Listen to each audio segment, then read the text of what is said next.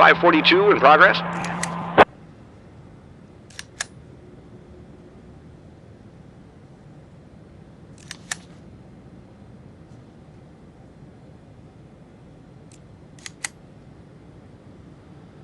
.532 in progress.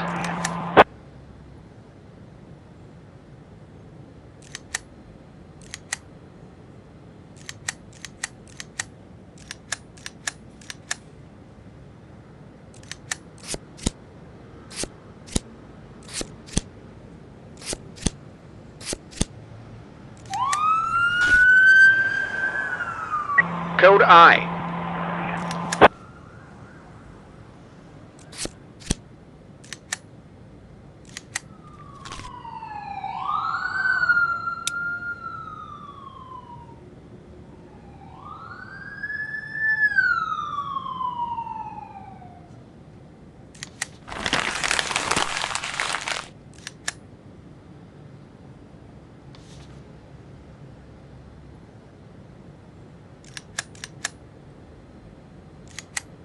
.532 complete.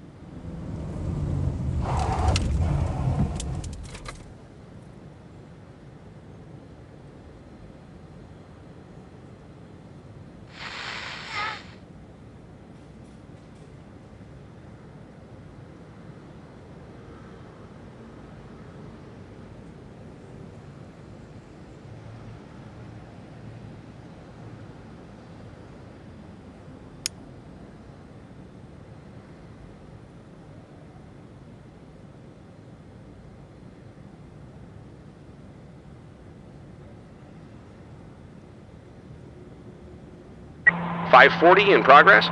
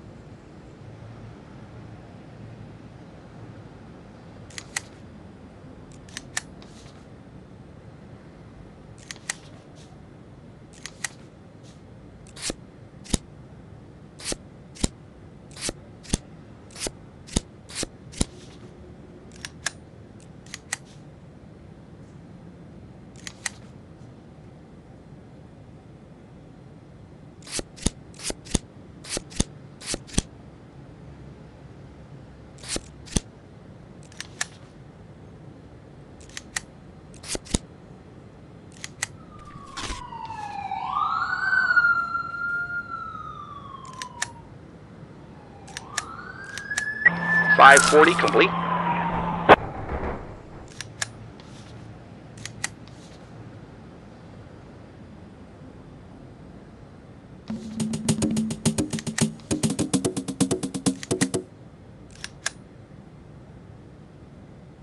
.550 in progress.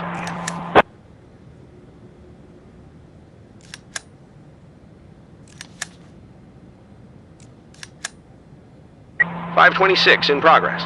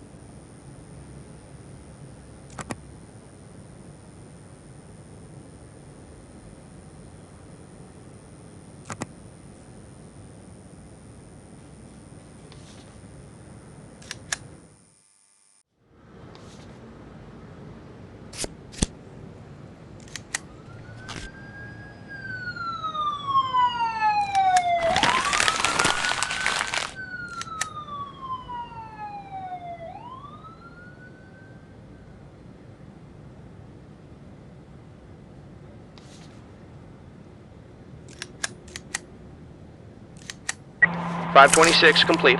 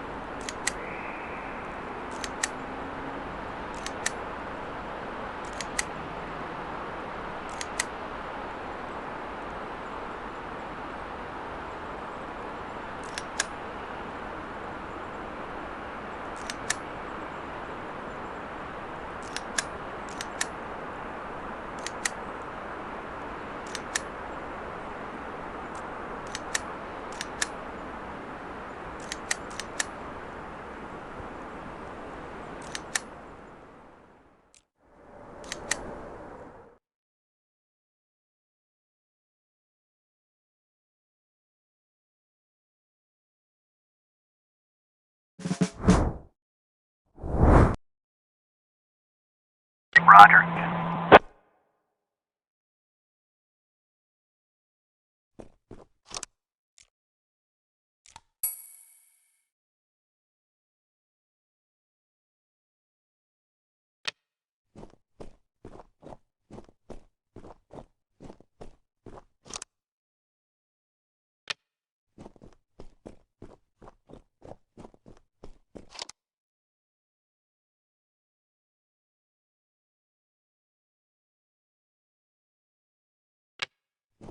We have a visual.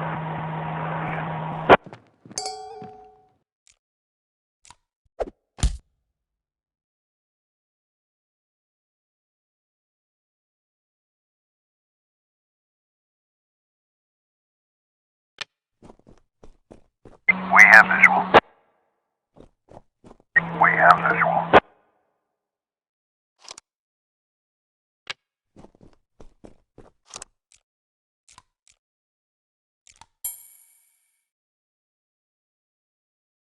We have visual.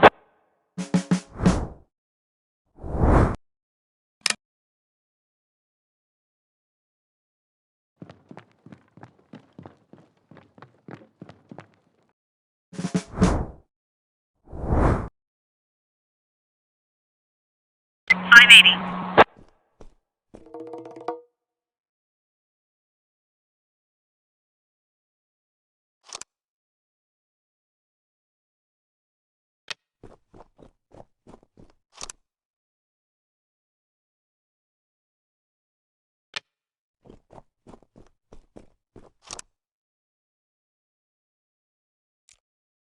On the ground.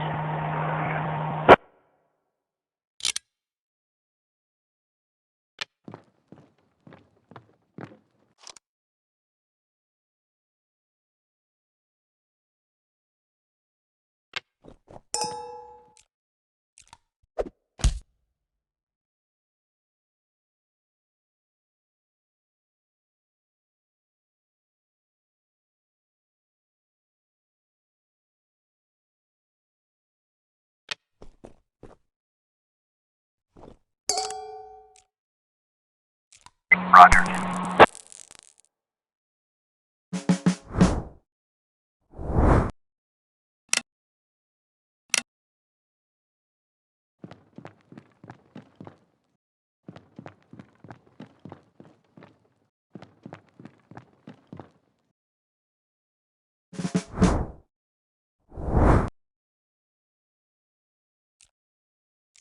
Roger.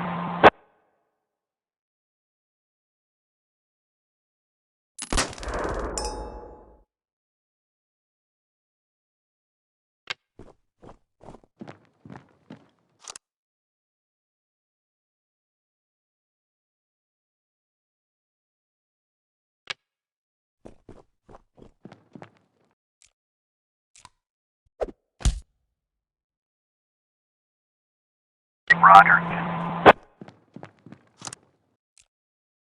On the ground!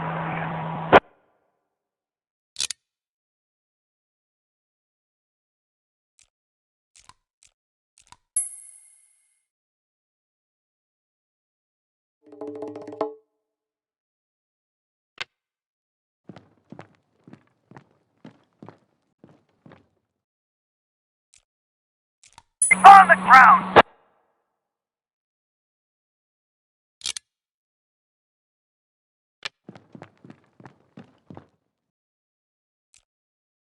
On the ground!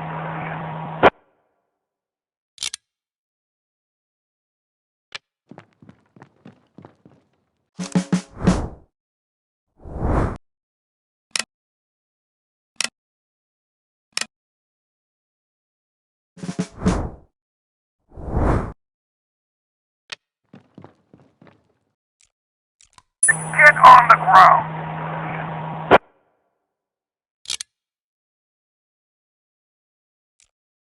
On the ground!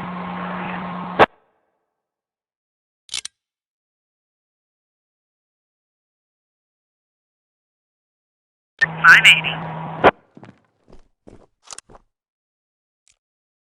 Get on the ground!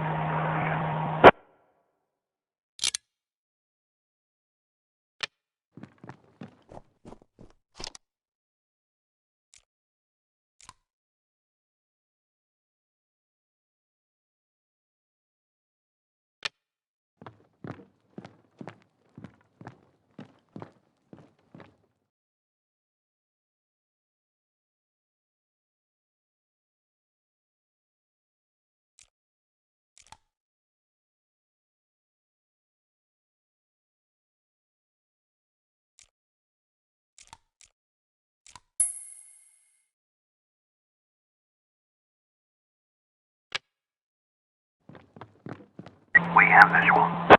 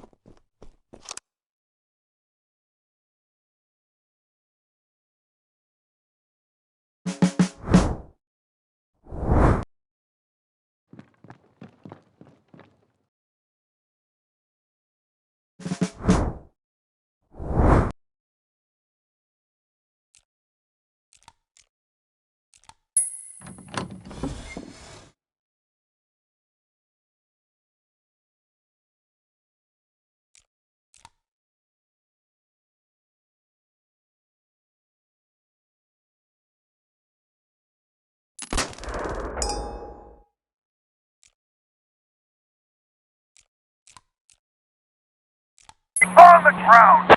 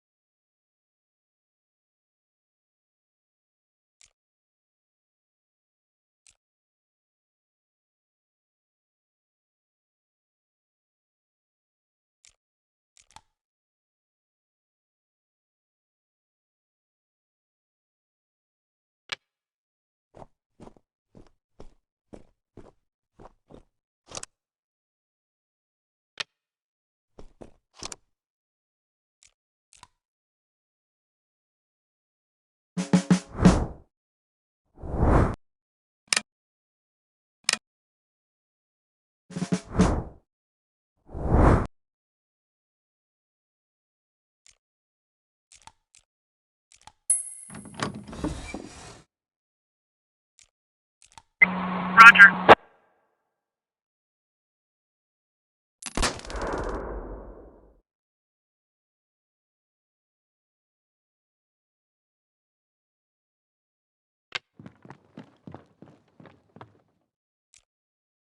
Get on the ground!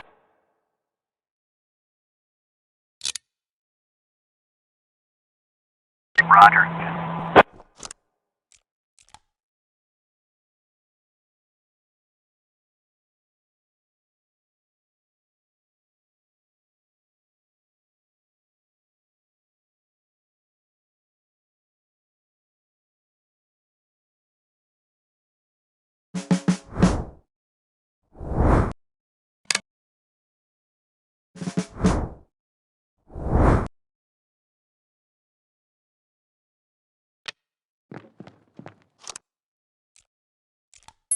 Get on the ground!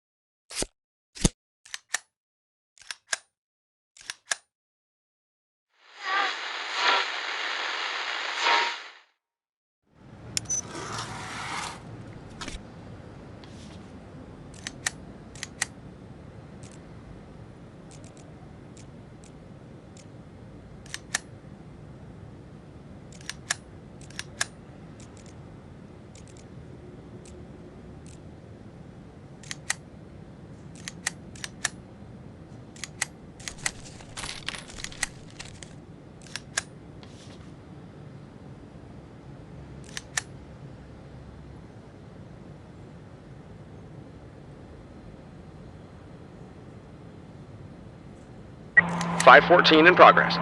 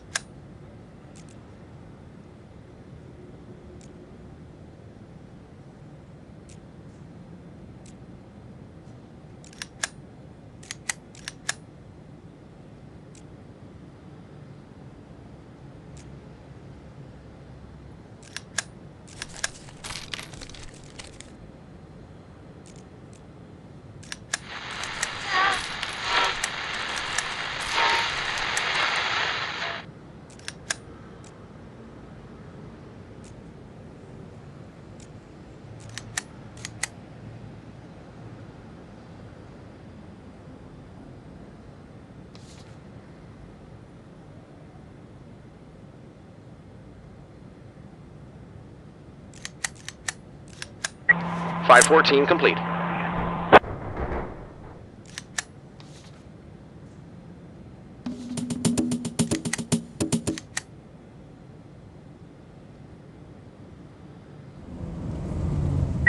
.515 in progress.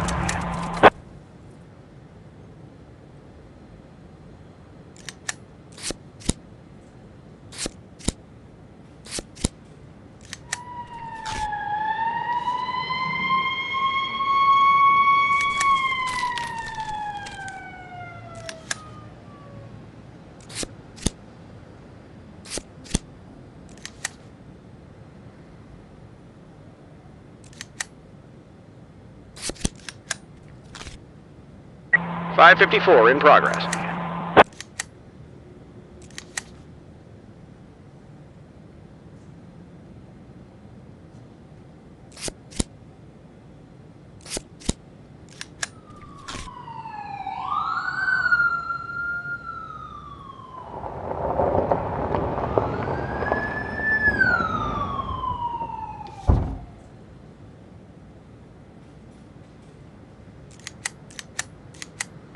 .515 complete.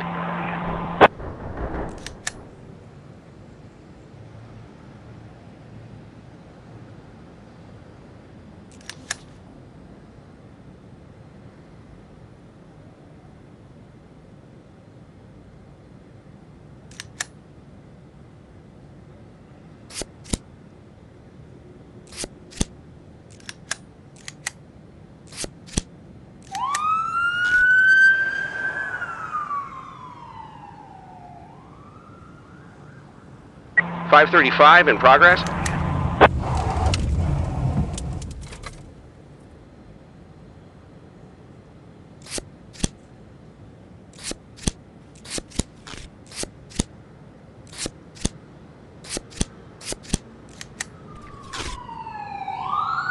.510 in progress.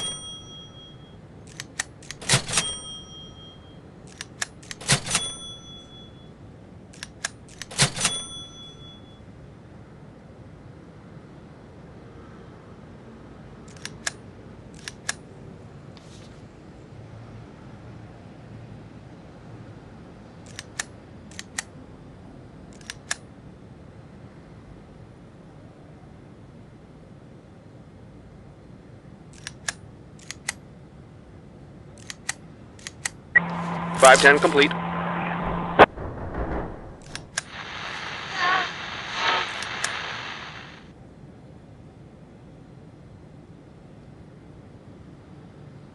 .542 in progress.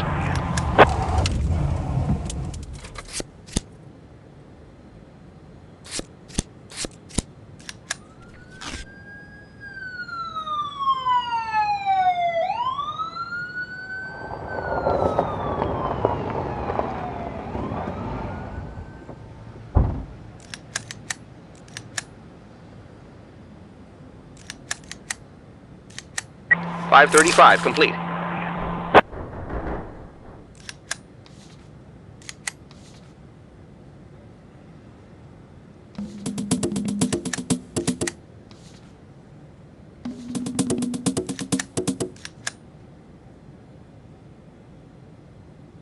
.514 in progress.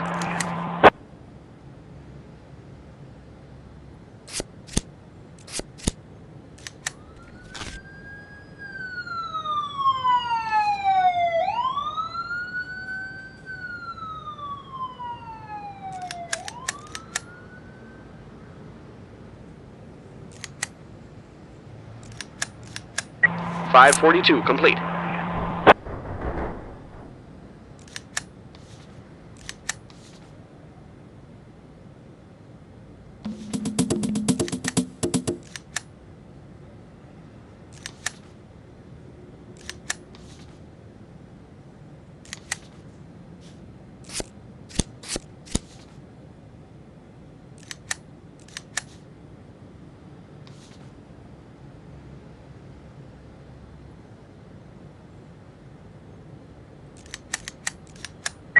.514 complete.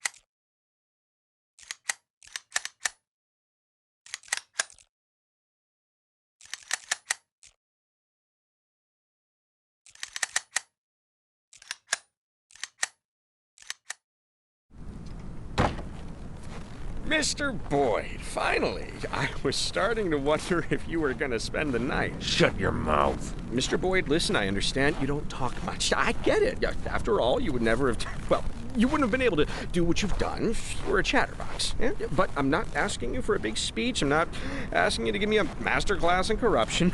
No, nothing like that. I'm only asking for one small story about the DeVroom painting. The newspapers never gave out too many details since the investigation was ongoing. But what's the difference now? What's left to hide? The painting couldn't be found, right? You made extra sure that it couldn't be found. Well, let's drink a beer sometime. Not today, no, tomorrow, or the day after, or the day after tomorrow. Just whatever's good for you. You see, I'm really interested in this. How did you pick that job? I mean, what did you want with that picture? I mean, that one in particular. It's a pretty specific choice, you know? It's a controversial artist. The critics don't agree. I've never heard of corrupt officials stealing paintings. They all take bribes, just bundles of money in paper bags, you know. Of course, I'm not comparing you to those ordinary rotten geezers. Not at all. I just wanted to say that even though I don't know all the details, I see that you've got your own style. Whether you realize it or not, that's why the press called you the Caesar of corruption. You can find lots of kings of corruption in the newspapers. There's a new one every month, but I've never seen a Caesar. Because Caesar, that's not about the scale, but the style. Style is everything, right?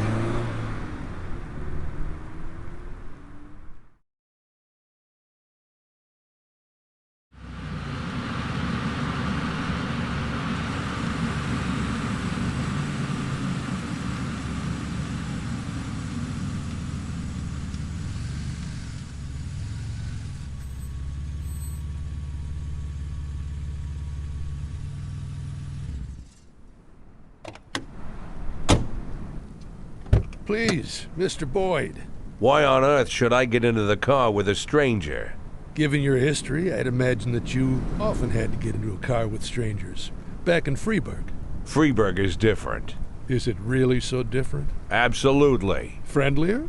Warmer. Well, that's not saying much. Anywhere is warmer than here.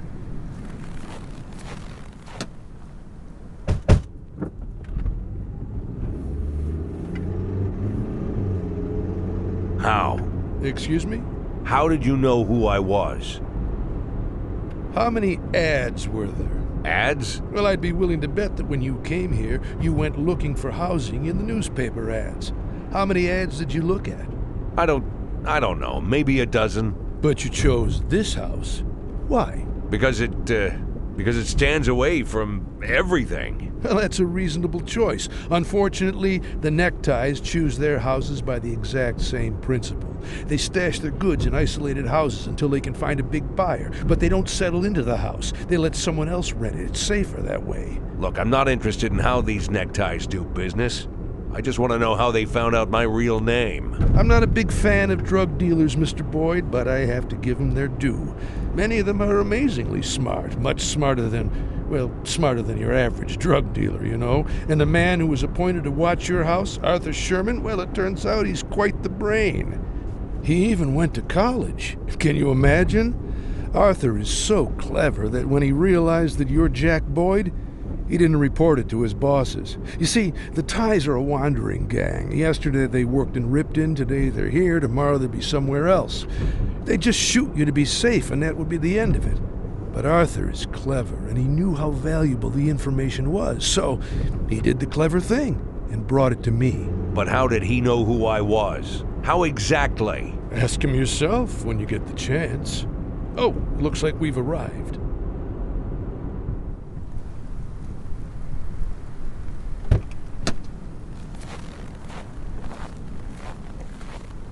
Mr. Boyd, are you coming? Are you completely out of your mind? I'm a wanted man. I shouldn't be showing my face in public, even if it is old and shaggy. Come on, Mr. Boyd. There's only drunk pigs and sweaty strippers in there. Nobody'll even look at you. Don't you want to drink a mug of draft beer for the first time in months and burp loud enough that everyone hears? Aren't you tired of hiding? Don't you just want to be an ordinary person? You saw where I live. Now I want to see where you live. Don't you think that's fair? Okay, you win. But I'll never believe that you don't miss letting loose. That's not the only thing I miss. Not the only thing, and not the main thing. I understand.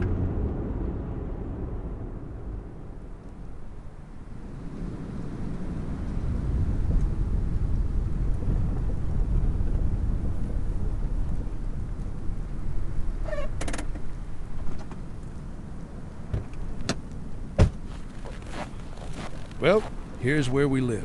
What? We can't go inside? Well, I didn't go into your house. I stood 100 yards away. Now we're even. Don't you think that's fair? Arthur Sherman. I want to talk to him. Mick, bring Sherman here. I'm sure he must still be awake. Sean told me about this Captain Britt Carter of yours. Now, if you want, It won't be a problem. You sure? I can manage. If you have any difficulties, just let me know. I could... well... And I thought you were a smuggler, not a butcher. I don't like the word smuggler. Then maybe you shouldn't smuggle. Well, I'll put it this way. I don't like what you mean by the word smuggler. You must be right. Freeburg and Sharpwood are very different. What kind of goods came through Freeburg? Automatic weapons? Heroin? People? I'll be honest with you, I can't brag that I never had to trade in the first, second, or third, but my most popular product is canned soup. Mushroom soup comes in a little red jar. And this is coming from a man who spent over 30 years eating a tasteless soldier's rations and not complaining. And I can assure you that this soup is the most disgusting meal in the world. When you pop open the jar with a can opener, this smell immediately bolts up your nose. The smell of despair, you know? It's impossible to suck down this vomit without thinking for even a second that your life is going nowhere.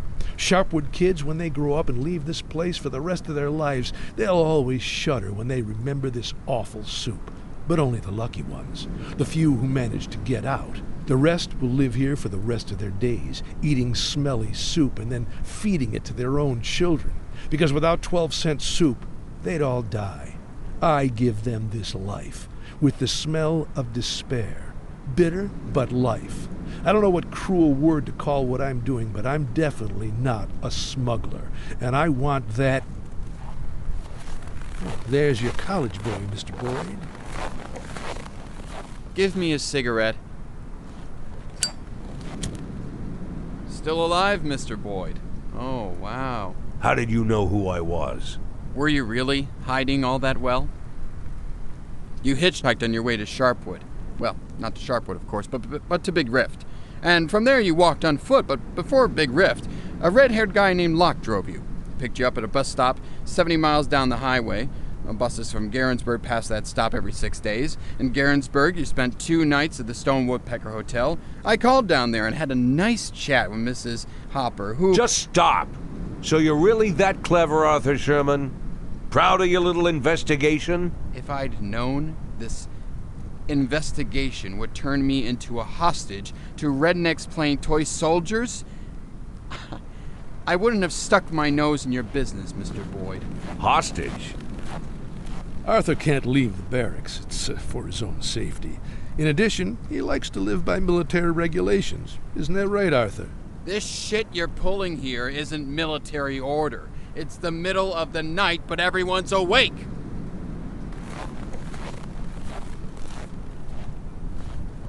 He's right, Mr. Boyd. It's high time for bed.